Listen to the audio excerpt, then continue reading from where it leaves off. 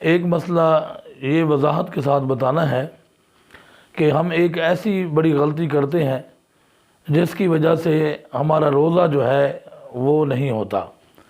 تو اس بارے میں ہمیں فکر کرنی چاہیے کہ وہ غلطی کون سی ہے کہ سارا دن بھوکے بھی رہیں اور پیاسے بھی رہیں اور روزہ بھی نہ ہو۔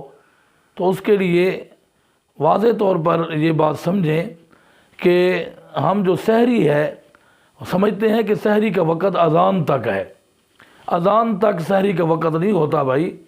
جو سحری کا وقت ہے وہ سحری کا ٹائم جو ختم ہوتا ہے نا، اذان تو 5-10 منٹ بعد ہوتی ہے، تو ہم سمجھتے ہیں شاید ابھی تک اذان نہیں ہوئی۔ اکثر ہی غلطی خواتین کرتی ہیں گھروں میں، وہ اس انتظار میں رہتی ہیں کہ ابھی اذان ہوگی ابھی اذان ہوگی، تو یہ سحری کھاتے رہتے ہیں۔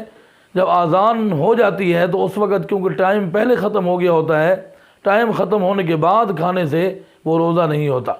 اس بارے میں ہم اپنے گھر والوں کو بتائیں اور اپنے احباب کو بتائیں کہ سحری کا وقت جو کیلنڈر پر ہم دیکھتے ہیں وہ وقت مقرر ہے، جب تک وہ وقت ہوتا ہے اس وقت ہم کھا سکتے ہیں، اس کے بعد ایک گھونٹ ایک لقمہ بھی نہ کھائیں۔